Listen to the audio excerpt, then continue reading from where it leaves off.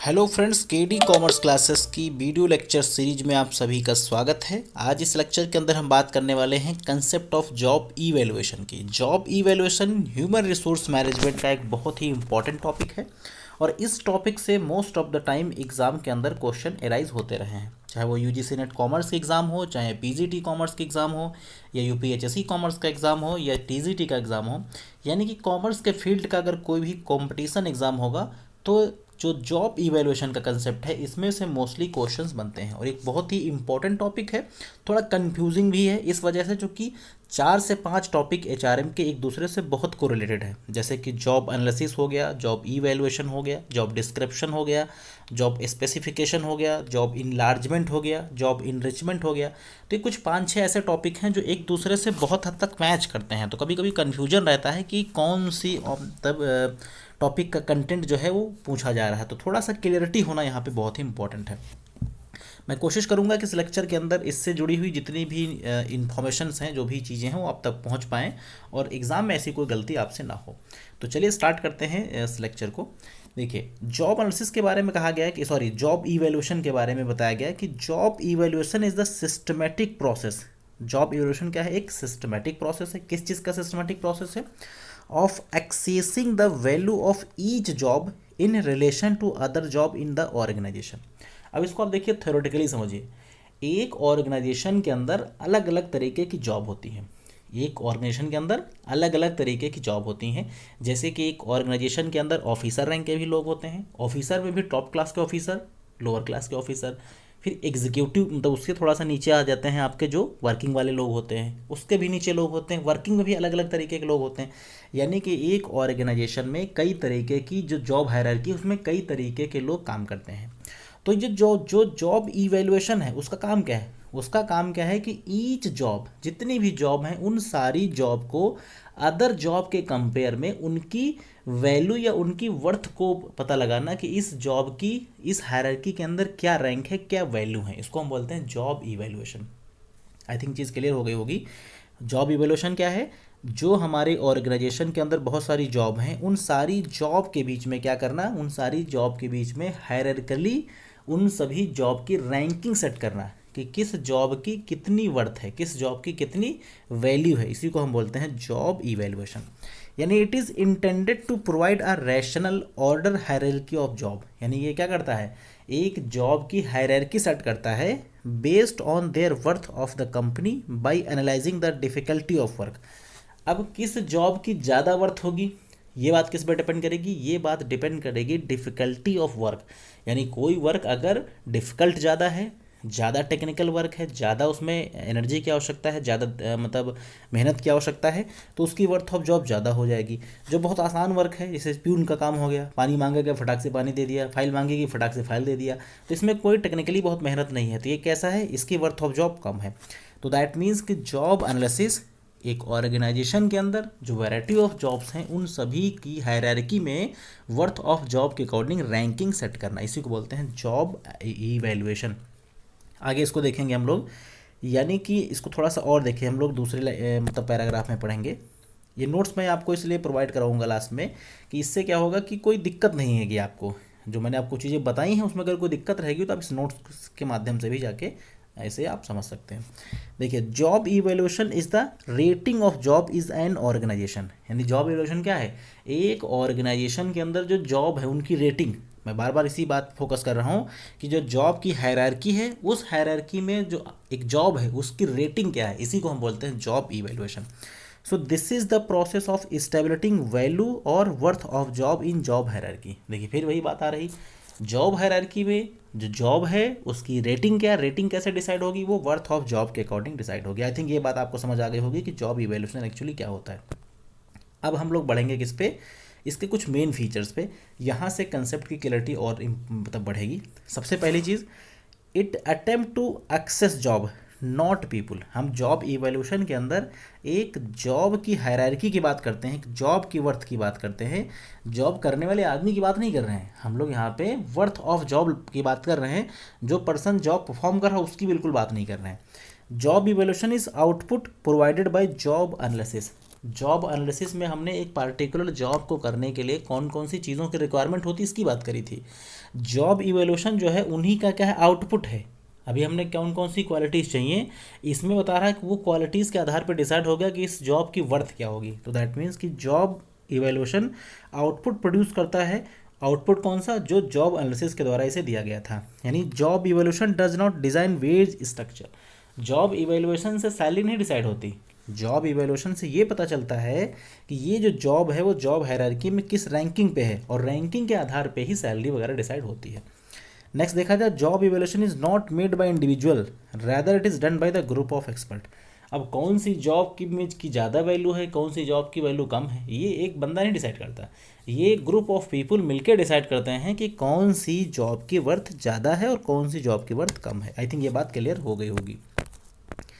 Next अब हम लोग बात करेंगे फिफ्थ कैरेक्टरिस्टिक्स की। Job evaluation determine the value of job. इसे हम लोग क्या करते हैं, वैल्यू ऑफ जॉब डिसाइड करते हैं, और ये पता चलता है कि value of each of the aspect such as skill and responsibilities. यानी स्किल और रिस्पॉन्सिबिलिटीज़ जॉब से संबंधित क्या होंगी उन सब के बारे में यहाँ से पता चलता है। नेक्स्ट देखें, job evaluation help the management to maintain high level of employee productivity and employee satisfaction. यानी जॉब इवैल्यूएशन से क्या होता है कि हम वर्थ ऑफ जॉब पता करते हैं, उसके आधार पे उसकी सैलरी डिसाइड होती है। जब सैलरी डिसाइड होती है तो जॉब सेटिस्फेक्शन रहता है कि एम्प्लॉय को, उसको पता चलता है, उसको सुकून रहता है कि मैंने मेहनत वाला काम किया है तो मुझे उसके बदले में एक अच्छा अमाउंट मिल रहा है, एक अच्छी सैलरी मिल रही है। तो जॉब इवैल्यूएशन जो है कहीं ना कहीं जॉब सेटिस्फेक्शन में हेल्प करता है। नेक्स्ट हम बात करेंगे जॉब इवैल्यूएशन के ऑब्जेक्टिव्स की। तो पहला जिसका जो ऑब्जेक्टिव आपका है वो क्या है, it establish orderly rational and systematic structure of job based on their worth of organisation.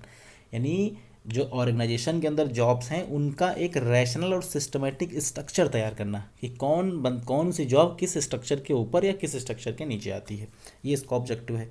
दूसरा है एक एग्जिस्टिंग जो पे स्ट्रक्चर है, जो पे स्ट्रक्चर है वो टेक्निकली ठीक होना चाहिए। जिसकी वर्थ ऑफ जॉब ज़्यादा है उसका पे स्ट्रक्चर ज़्यादा होगा, जिसकी वर्थ ऑफ जॉब कम होगी उसका पे स्ट्रक्चर कम होगा। तो यानी कहीं ना कहीं जो पे स्ट्रक्चर है उसे दुरुस्त करने के लिए भी जॉब इवैल्यूएशन का एक अहम रोल रहता है। नेक्स्ट अगर हम थर्ड देखें, it assist in setting pay rates are comparable those in similar jobs.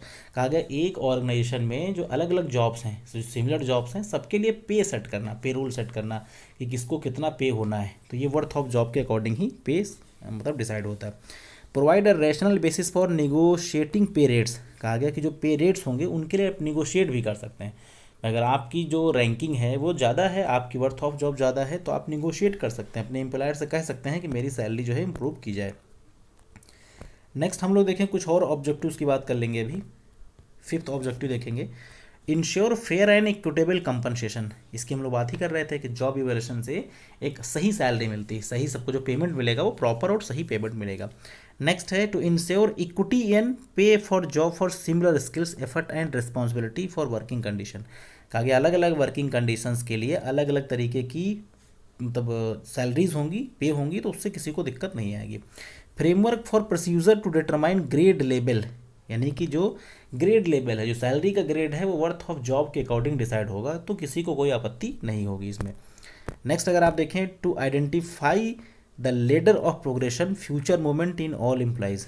जो फ्यूचर मोमेंट होगा आपका, फ्यूचर में आप कहाँ जाएंगे, कितना बेहतर कर सकते हैं, कौन सी प्रोफाइल पे आप जाने की पॉसिबिलिटीज़ है, वो आपके जॉब इवैल्यूएशन के ऊपर डिपेंड करेगा। दैट मीन्स कि जितनी वर्थ ऑफ जॉब आपकी होगी उसके अकॉर्डिंग आप उससे बेटर जगह आगे प्रमोट हो सकते हैं। अब इसके एक दो ऑब्जेक्टिव हम लोग स्किप कर दे रहे हैं क्योंकि मोस्टली ऑब्जेक्टिव आपको समझ आ गए होंगे। अब इसके सिग्निफिकेंस की बात करेंगे, इसकी क्या इसके फ़ायदे, सिग्निफिकेंस क्या, इंपॉर्टेंस क्या है। तो जॉब जो इवैल्यूएशन है it is useful in determining the wages and salary. अब क्वेश्चन पूछा जा सकता है कि in which one of the following part is useful in determining the wages and salary. उसमें ऑप्शन में दिया है जॉब एनालिसिस, जॉब इवैल्यूएशन, और भी ऑप्शन दे रखे हैं।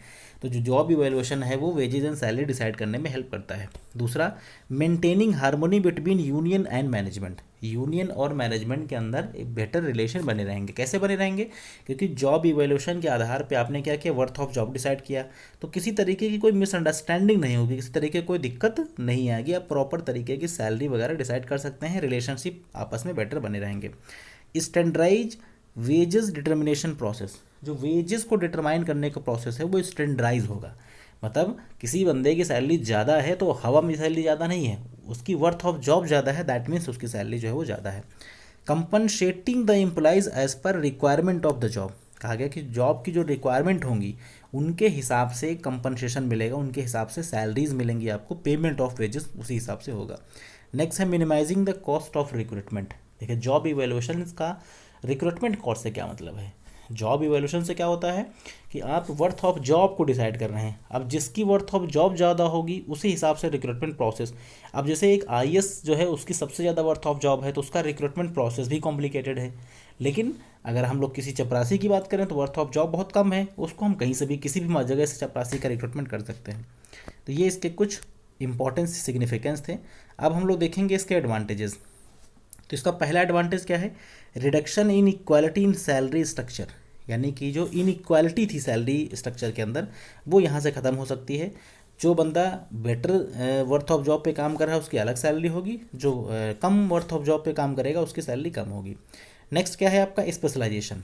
इससे क्या होगा, देखिए स्पेशलाइजेशन आएगा। स्पेशलाइजेशन क्यों आएगा, क्योंकि जब डिसाइड हो जाएगा वर्थ ऑफ जॉब डिसाइड हो जाएगी और आप जिस वर्थ ऑफ जॉब पे काम करना स्टार्ट कर देंगे आप उस चीज़ में एक्सपर्ट हो जाएंगे, तो उससे क्या होगा, स्पेशलाइजेशन क्रिएट होगा। नेक्स्ट आपका help in selection of employees के सिलेक्शन में भी आपको हेल्प मिलेगी। कैसे सिलेक्शन में आपको हेल्प मिलेगी, जैसे एग्जांपल के लिए मान लीजिए कि जॉब इवैल्यूएशन के माध्यम से आपको वर्थ ऑफ जॉब का आइडिया लग गया, उसकी कैरेक्टरिस्टिक्स का आइडिया लग गया, तो उसी के अकॉर्डिंग क्या करेंगे आप सिलेक्शन करेंगे। किसी भी एम्प्लॉय को आप नहीं रख लेंगे, जो कैपेबल एम्प्लॉयज़ होंगे उन्हीं को रखा जाएगा। नेक्स्ट है harmonious relation between employee and manager. ये हम लोगों ने इससे पहले भी पढ़ा कि इससे क्या होगा कि रिलेशनशिप बेहतर बनी रहेगी, क्योंकि जो भी सैलरी होंगी, जो भी डिसाइड मतलब वेजेस इंसेंटिव्स होंगे वो आपकी वर्थ ऑफ जॉब के अकॉर्डिंग डिसाइडेड हैं, तो उसमें किसी को कोई आपत्ति नहीं होगी, कोई किसी के ऊपर उंगली नहीं उठा सकता, कोई क्वेश्चन मार्क नहीं हो सकता। नेक्स्ट क्या है, स्टैंडर्डाइजेशन। वर्थ ऑफ जॉब क्या है भाई, एक स्टैंडर्डाइज प्रोसेस है। जो आपने सैलरी रखी है, जो आपने वेजेस रखी हैं वो एक सिस्टमेटिक ढंग से रखी हैं, तो एक स्टैंडर्डाइज तरीका है। नेक्स्ट है आपका relevance of new job. Relevance of new job का मतलब है कोई अगर नई जॉब क्रिएट होगी तो वो उसके लिए क्या हो, उसके लिए एक उदाहरण हो सकता है, एग्जाम्पल हो सकता है कि इस जॉब की ये वर्थ थी, इसकी इतनी सैलरी है, तो इसकी कितनी, नई वाली जॉब की कितनी वर्थ है, उसी हिसाब से उसकी वेजेस डिसाइड की जाएगी। अब हम लोग बात करेंगे जॉब इवैल्यूएशन के प्रोसेस की। तो जो जॉब इवैल्यूएशन का प्रोसेस है उसके अंदर कुछ पार्ट्स हैं जिनको आप ध्यान से देखेंगे। पहला जो स्टेप है वो है जॉब एनालिसिस का। दूसरा इसका जो स्टेप है वो है आपका कंपनसेबल फैक्टर्स का। इसका जो तीसरा स्टेप होगा आपका वो होगा डेवलपिंग द मेथड्स, और जो चौथा स्टेप होगा वो होगा जॉब स्ट्रक्चर, और पांचवा होगा वेज स्ट्रक्चर। तो ये बेसिकली इसका प्रोसेस है। एक बार इस प्रोसेस को हम लोग डिटेल के अंदर देख लेंगे ताकि क्वेश्चन अगर यहाँ से बनता है तो आपको समझ आ जाए। 5 स्टेप का प्रोसेस है। हम लोग बात किसकी कर रहे हैं, जॉब इवैल्यूएशन की। जॉब इवैल्यूएशन करने के लिए सबसे पहले क्या होता है, जॉब एनालिसिस होता है, जो आपको एक अलग लेक्चर के अंदर पढ़ाया जा चुका है। जॉब एनालिसिस क्या होता है, एक जॉब एनालिसिस एक ऐसा तरीका जिसके अंदर हम क्या करते हैं, एक जॉब को एनालाइज करते हैं। दैट मीन्स कि एक पार्टिकुलर जॉब को परफॉर्म करने के लिए हमें किन कंटेंट की आवश्यकता है, हमारी कौन कौन सी रिक्वायरमेंट है, कौन कौन से कंटेस्ट चाहिए, एक पार्टिकुलर जॉब परफॉर्म करने के लिए कौन कौन सी चीज़ों की रिक्वायरमेंट होती है, इसकी हम बात करते हैं किसमें, जॉब एनालिसिस के अंदर। आई थिंक क्लियर हो गया होगा आपको। एक पार्टिकुलर जॉब को परफॉर्म करने के लिए कौन कौन सी चीज़ों की रिक्वायरमेंट होती है, उस चीज़ को एनालाइज करना, उसको हम बोलते हैं जॉब एनालिसिस। तो पहला स्टेप है जॉब एनालिसिस का।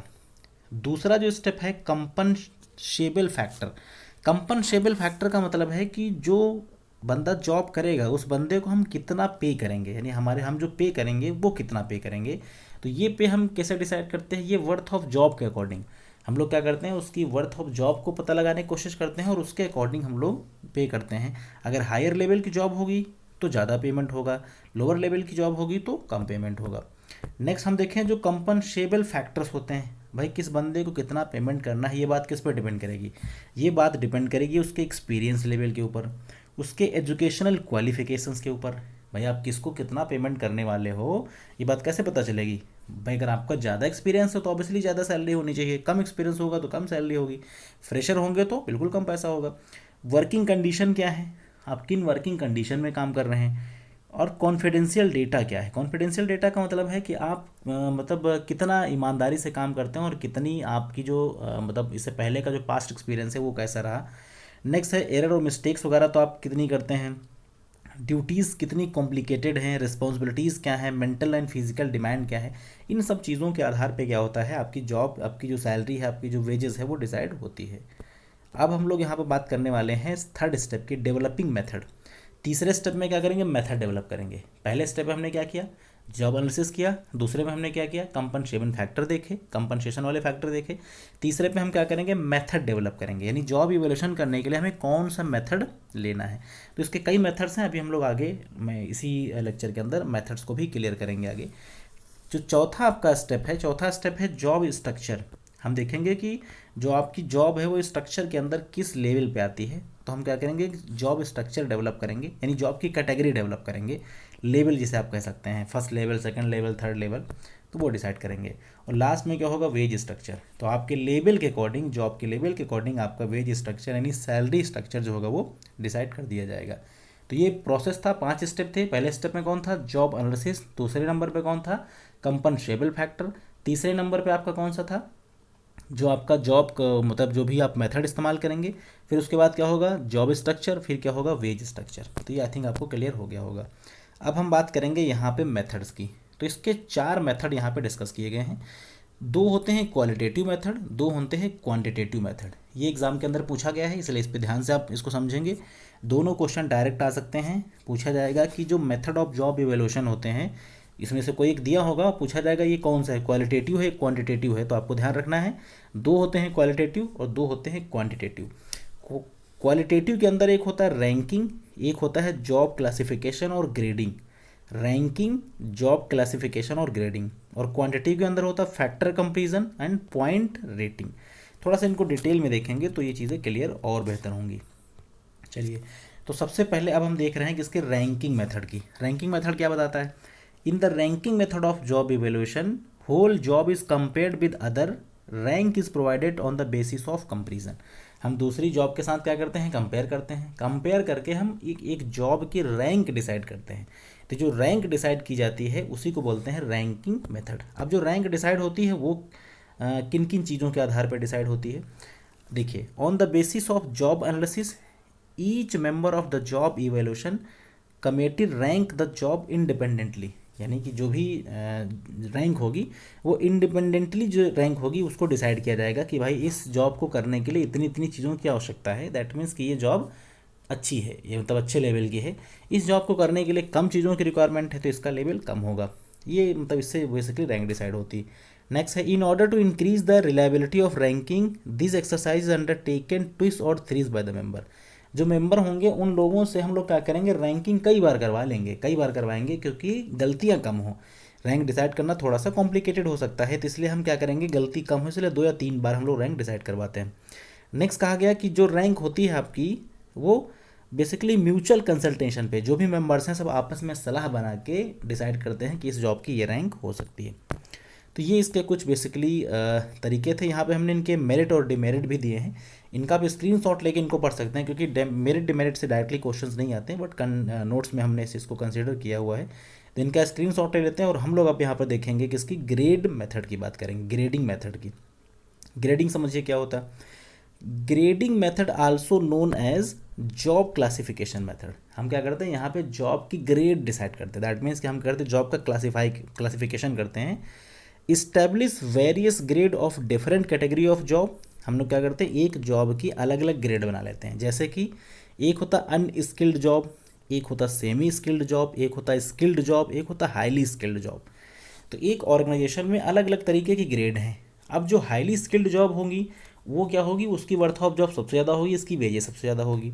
स्किल्ड जॉब की उससे थोड़ा सा कम वर्थ होगी, थोड़ी सैलरी भी कम होगी। सेमी स्किल्ड की सैलरी थोड़ी कम होगी, उसकी वर्थ थोड़ी और कम होगी। और अनस्किल्ड के अंदर स्किल भी कम लगेगी और पैसा भी कम मिलेगा, मीन सैलरी भी कम होगी। तो ये क्या, ये ग्रेडिंग सिस्टम है। अभी ग्रेडिंग सिस्टम किस आधार पर डिसाइड किया जाता है, सबसे पहले हम क्या करते हैं कि a number of job classes और grade is decided on the basis of job analysis. जो हम लोगों ने जॉब एनालिसिस पहले किया था उसमें हमने क्या किया, एक जॉब को करने के लिए कौन कौन सी चीज़ें चाहिए, उन्हीं के आधार पे स्किल, अनस्किल्ड, सेमी स्किल्ड के बारे में पता चल सकता है। भाई हमने जॉब एनालिसिस में डिसाइड कर लिया कि एक पार्टिकुलर जॉब को करने के लिए हमें क्या क्या चीज़ों की रिक्वायरमेंट है, तो जो जो चीज़ों की रिक्वायरमेंट है उसी से डिसाइड हो जाएगा कि ये सेमी स्किल्ड है या स्किल्ड है या हाईली स्किल्ड है। नेक्स्ट है डिफरेंट करेक्टरिस्टिक्स जॉब, जो अलग अलग करेक्टरिस्टिक्स हैं जॉब की, उसके आधार पे भी ग्रेडिंग आसानी से डिसाइड की जा सकती है। मेरिट डिमेरिट का स्क्रीनशॉट आप ले सकते हैं, क्योंकि ये चीज़ें उतनी इंपॉर्टेंट नहीं हैं, इंपॉर्टेंट है, कंसेप्ट को समझने के लिए ज़रूरी है, लेकिन एग्जाम में डायरेक्टली क्वेश्चंस नहीं बनेगा, तो इनका स्क्रीनशॉट लेके आप खुद से पढ़ सकते हैं। हम लोग बात करेंगे पॉइंट मेथड की। तो पॉइंट मेथड क्या होता है? Point method of job evaluation is widely use in business organisation, यानी कि जो बिजनेस ऑर्गेनाइजेशन है वहाँ पे इसका मोस्टली इस्तेमाल होता है। It is analytical and quantitative method. ये कैसा है? ये क्वालिटेटिव नहीं है, ध्यान दीजिएगा, ये क्वांटिटेटिव मेथड है which determine the relative worth of job. ये relative worth of job decide करता है किस आधार पे? On the basis of point allotted to each specific factor. एक जॉब को करने के लिए बहुत सारे फैक्टर्स होते हैं, बहुत सारे अलग अलग फैक्टर्स हैं, तो उन फैक्टर्स के आधार पे इसकी रेटिंग डिसाइड की जाती है, और उस जो मतलब रेटिंग होती है तो पॉइंट्स मिलते हैं, तो उन पॉइंट के आधार पे उसकी जो रैंकिंग होती है उसी को हम बोलते हैं पॉइंट मेथड। यानी एक जॉब को करने के लिए कुछ चीज़ों की रिक्वायरमेंट है, उन चीज़ों की जो भी एलिमेंट्स हैं उन सभी को कुछ पॉइंट्स मिलते हैं, उन पॉइंट के आधार पे एक उसकी रैंक बनती है, वो होती है पॉइंट मेथड। अब देखते हैं फैक्टर कंपैरिजन मेथड। ये बेसिकली क्या है? ये जो फैक्टर कंपैरिजन मेथड है आपका, ये डेवलप किया था आपका इसका अगर आप नाम पढ़ें यहाँ पे तो Philadelphia rapid transit company USA के अंदर एक है, 1926 के अंदर ये कंसेप्ट डेवलप हुआ था। ये किस लिए किया गया था? To overcome two major problem faced in point method of job evaluation. Point method के अंदर कुछ कमियां थी, जिन कमियों को दूर करने के लिए ये मेथड डिसाइड किया गया था। इसके अंदर क्या होता है कि each factor of job is compared with the same factor of other job, यानी कि आपकी जो जॉब है उसका जो फैक्टर है उसी तरीके की जो दूसरी जॉब है उसके फैक्टर के साथ कंपेयर किया जाता है, और कंपेयर करने के बाद क्या होता है कि हम कंपेयर करके उसकी रेटिंग डिसाइड करते हैं। रेटिंग डिसाइड होती है, फिर उसका जो ओवरऑल सम होता है वही बेसिकली होता है आपका फैक्टर कंपैरिजन मेथड। जैसे एग्जांपल के लिए कि एक काम को करने के लिए कितना मेंटल एफर्ट्स लगता है, कितनी स्किल लगती है, कितने फिजिकल एफर्ट्स होते हैं, रिस्पॉन्सिबिलिटीज़ क्या हैं, वर्किंग कंडीशन क्या हैं, दो जॉब्स की हमने कंपेयर करी, और कंपेयर करने हमने रेटिंग कर ली। अब जो रैंकिंग में नंबर मतलब जो बेटर होगा उसकी जो रैंकिंग होगी वो ज़्यादा मानी जाएगी। तो ये इसका बेसिकली तरीका है जो यहाँ पे मतलब आगे समराइज़ करके बताया भी गया है कि कौन कौन से तरीके से इसको हम कर सकते हैं। सेम इसके भी मेरिट का आप स्क्रीनशॉट और डिमेरिट का आप स्क्रीनशॉट ले सकते हैं। तो ये पूरा का पूरा जो कंसेप्ट है आपका क्लियर हो जाएगा। तो आई थिंक जो ये जो जॉब इवैल्यूएशन का कंसेप्ट है थोड़ा सा लंबा हो गया, लंबा वीडियो है, अब चूँकि वीडियो लंबा हो ही जाएगा चूँकि कंसेप्ट इतने ज़्यादा बारीक हैं, तो ये आई थिंक जो इसकी बेसिक अंडरस्टैंडिंग है आपको समझ आ गई होगी, और अगर इस कंसेप्ट से कहीं क्वेश्चन बनेगा तो आप इसका क्वेश्चन आसानी से कर पाएंगे। अगर ये लेक्चर आपको अच्छा लगा हो, इन्फॉर्मेटिव हो, तो इसे लाइक शेयर कर सकते हैं, और चैनल को आपने सब्सक्राइब ना किया हो तो एक बार कर लें, ताकि इस तरीके के जो भी लेक्चर्स हैं उन सभी के नोटिफिकेशन आपको आने वाले वक्त में मिलते रहें। So thanks for watching this video. Have a nice day.